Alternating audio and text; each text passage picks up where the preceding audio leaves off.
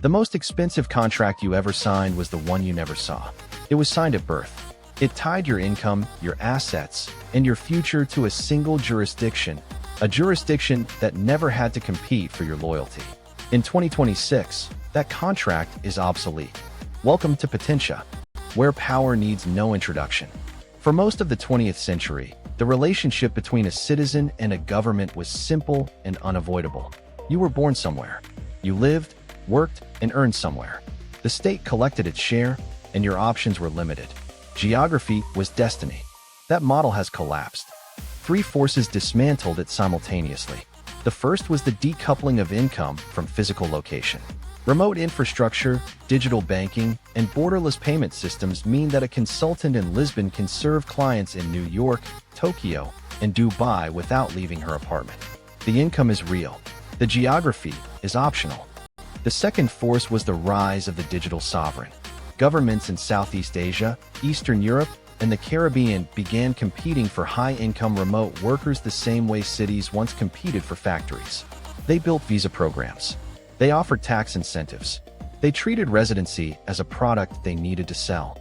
The third force was the collapse of trust in legacy governments. Pension systems are underfunded. Public debt is compounding. Social contracts written in the 1960s are being renegotiated in real time. High earners and high tax regimes began doing the math and asking a fundamental question: what am I actually receiving in return for what I pay? When the answer no longer satisfied them, they moved. This is the transition from a fixed citizen mindset to a strategic global consumer of government services. You are not betraying your country. You are applying the same cost-benefit discipline to your residency that you apply to every other financial decision in your life. The phrase tax haven carries the wrong imagery. It suggests secrecy, offshore accounts, and suspicious shell companies. That world still exists, but it is not the one we are mapping today. The new tax havens are visible, legitimate, and actively marketing themselves. In Southeast Asia, Thailand's long-term resident visa and Malaysia's MM2H program have been restructured to attract high-net-worth individuals with reduced income tax on foreign-sourced earnings. Vietnam and Indonesia are developing frameworks to capture the wave of location-independent professionals currently bypassing them for more established hubs. In Eastern Europe, Georgia offers a flat 6% income tax on locally sourced income with zero tax on foreign income for individuals who meet the virtual zone criteria. Albania introduced a 10% flat tax with territorial exemptions. Montenegro continues to offer some of the lowest effective corporate rates in Europe while maintaining EU candidate status and a strong quality of life proposition for a European lifestyle at a fraction of the cost. The United Arab Emirates remains the anchor of this conversation. Zero personal income tax, zero capital gains tax, a rapidly maturing financial infrastructure, and treaty networks that are broadening every year. Dubai is no longer a footnote in tax strategy. It is the benchmark against which other jurisdictions are now measured. The critical development of the past 2 years has been the global minimum tax, the OECD's 15% floor targeting multinational corporations. The unintended consequence for individuals is that the political attention and legal architecture surrounding corporate tax compliance has left individual residency arbitrage in a gray zone of relative neglect. Governments are focused on extracting more from corporations. High earners who structure their personal residency correctly are not the primary target. That window will not stay open indefinitely. The metric that matters is not the headline tax rate. It is the lifestyle to tax savings ratio. A jurisdiction with a 10% flat tax and high cost of living may deliver worse net outcomes than a jurisdiction with a territorial exemption and a lower cost of living. The calculation is specific to your income level, your asset structure, your family situation, and your industry. But for most high earners running the numbers honestly for the first time, the results are startling. Before anyone moves forward, this needs to be said clearly. The strategies in this video are legal. They are built on compliance, not evasion. Understanding why requires understanding what has changed in enforcement.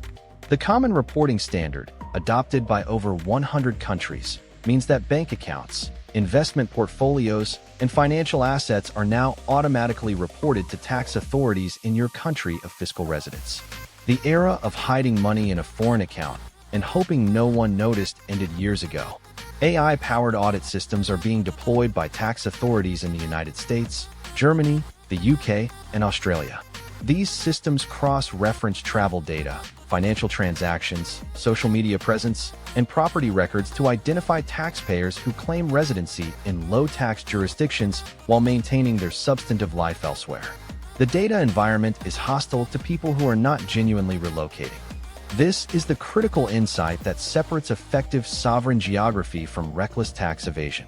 The jurisdictions that offer the most compelling fiscal terms also require genuine physical presence.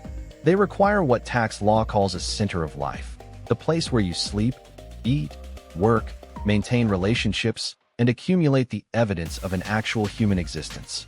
Georgia requires 183 days of physical presence to confirm tax residency. The UAE requires a real apartment, utility bills, and demonstrable economic activity. Portugal's INCHAR regime, before its revision, required residents to actually live in Portugal. This is not a loophole hunting exercise. It is a genuine life decision.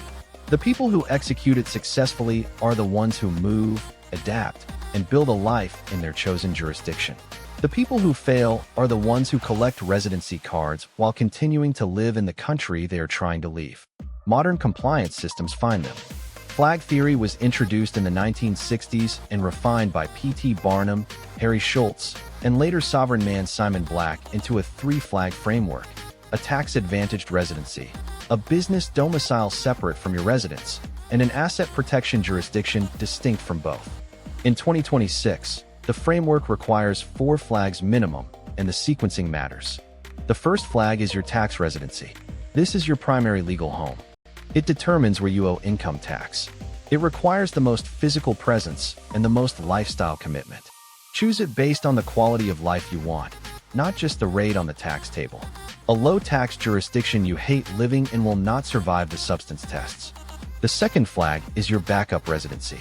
This is a second residency you can activate if the first jurisdiction changes its rules, if political instability makes it untenable, or if you simply want the optionality of movement. Portugal, Paraguay, Panama, and several Caribbean citizenship by investment programs are popular anchors here.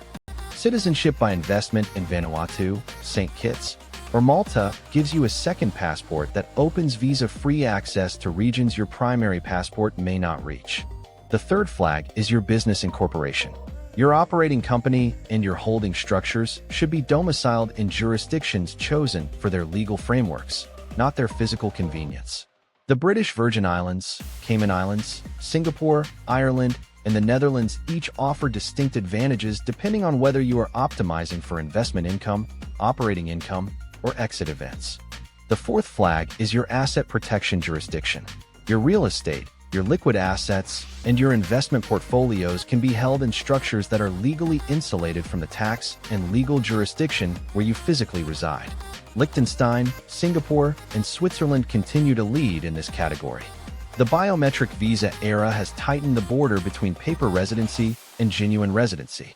Systems can now track your physical movement across borders with a precision that was impossible 5 years ago. Build your flag structure around genuine presence, not paper. The emotional weight of this decision tends to be underestimated.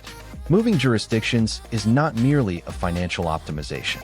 It restructures your daily environment, your social networks, your sense of identity, and your relationship with the country you leave. That weight is real and should not be dismissed. But neither should the math. Take a high earner with $300,000 in annual income living in California. The combined federal and state income tax burden approaches $100,000 per year. Relocate that earner to Dubai, establish genuine UAE tax residency, satisfy the substance requirements, and exit the California tax system correctly. The 5-year compound value of that $100,000 annual saving, invested at a conservative 7% return, exceeds $575,000. That is not a rounding error. That is a significant capital event produced entirely by a strategic address change.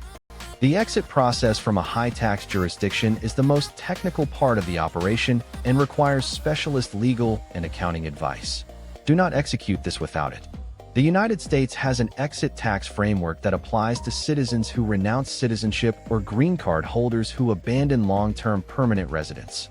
The covered expatriate rules can trigger a deemed disposition of your worldwide assets at fair market value on the date of exit, creating a taxable event that must be planned around years in advance, not weeks. Other countries have their own exit mechanisms. Germany has a deemed disposal rule for holdings in foreign companies. The UK has a temporary non-residence regime that can pull returning individuals back into the tax net for gains realized abroad. The exit process has 5 phases. First, establish genuine residency in the new jurisdiction and begin accumulating the documentation of your center of life. Second, formally notify the tax authority in your original jurisdiction of your intent to cease residency and file a final year return. Third, close or transfer accounts, memberships, and registrations that create residency ties you no longer want. Fourth, allow the required time to pass under your original country's departure rules before assuming you have fully exited the system. Fifth, maintain your documentation perpetually because tax authorities have long memories and can audit years after departure. The regulatory environment is shifting. The OECD is signaling further coordination on individual residency rules beyond the corporate minimum tax. The window of straightforward individual residency arbitrage is more accessible today than it will be in 2028. The jurisdictions competing hardest for high earners are doing so because they understand the window may narrow. The question is not whether sovereign geography is legal, achievable, or worthwhile. The evidence on all 3 is substantial. The question is whether you are ready to treat your residency with the same strategic discipline you apply to every other major financial decision. Because your birthplace was assigned to you, every address after that is a choice. This is POTENSIA, where power needs no introduction.